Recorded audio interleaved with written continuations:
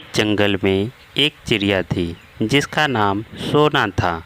वह अपने 3 प्यारे छोटे छोटे बच्चे के साथ वहाँ रहती थी।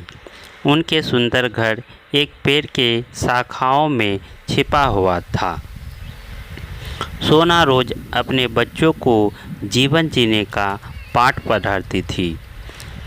उन्हें कैसे उड़ना है, खाने की तलाश कैसे करनी है, मुसीबत के समय अपनी रक्षा कैसे करनी है।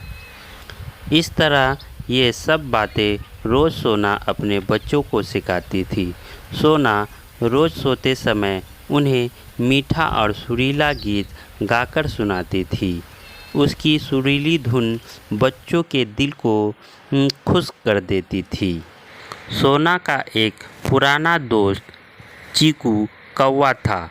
वह पास के पेड़ पर ही रहता था।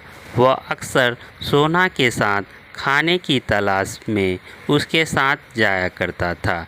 जब सोना बच्चों के लिए खाना लेने के लिए निकली, उसका दोस्त भी आ गया। चीकू ने सोना से पूछा, सोना, क्या तुम्हें उस गरुड़ चील के बारे में सुना है? कल उसने कबूतर के बच्चों को अपना भोजन बना लिया। सभी कबूतर के लिए दुखी हैं। सारे पक्षी अपने अपने बच्चों के लिए बहुत डरे हुए हैं। सोना ने बताया, हाँ भाई चीकू, मैंने भी सुना है कि उस कबूतर के 2 बच्चे को खा लिया। अगर वो समय से नहीं आती तो वो दुष्ट चील उसके तीसरे बच्चे को भी खा जाता। चीकू ने आगे बताया, देखो, मैं तुम्हें डरा नहीं रहा हूँ, बल्कि बहुत भारी दिल से बता रहा हूँ कि उस चील की निगाह अब तुम्हारे घर पर है। मैंने उसे आज तुम्हारे घर के ऊपर घूमते हुए देखा। तुम्हें अब सावधानी से रहना होगा। सोना चीकू की बात सुनकर डर गई। उसका दिल दहल गया। घर पहुंचने पर उसने अपने बच्चों से प्यार किया। वो जानती थी कि उसके बच्चे अब खतरे में हैं। सोना और चीकू की योजना। सुबह होते ही सोना अपने दोस्त चीकू से मदद मांगी।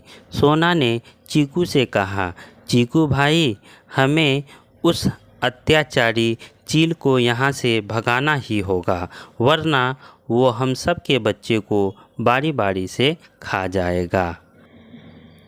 चीकू सोना की बात से सहमत था, लेकिन उसने सोना से पूछा, पर हम उस चील का सामना अकेला कैसे करेंगे?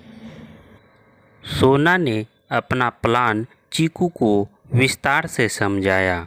सोना ने अपने बच्चे को चीकू के घर छोड़ आई।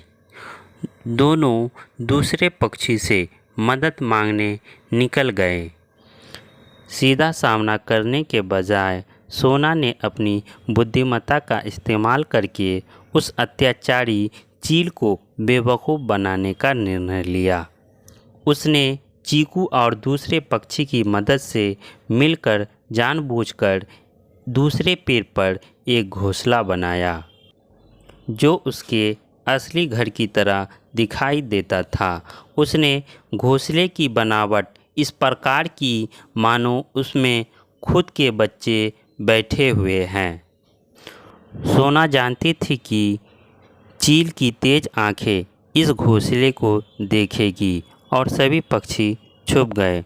जब सूरज धीरे धीरे ढलने लगा, चील सोना के घर के ऊपर चक्कर काटने लगा। बच्चों को अकेला समझकर वह सोना के घर पर उतर गया। जैसे ही उसने हमला करा, उसकी चोंच पत्थर से टकरा गई। उसने देखा, सिवाय पत्थर, कीड़े और घास टहनियों के उसमें कुछ नहीं है। धोखा खाकर वो ज़ोर से चिल्लाया। उधर से पक्षी तेज़ी से आए और चील पर हमला बोल दिया। सब ने अपनी चोंच मारकर चील को घायल कर दिया और दूर भगा दिया। कहानी से सीख: हमें जल्दबाजी में कभी भी कोई निर्णय नहीं लेनी चाहिए। हमें सूझबूझ और बुद्धिमानी के साथ काम करनी चाहिए। एक और साथ मिलकर हम बड़ी से बड़ी मुश्किल का सामना कर सकते हैं।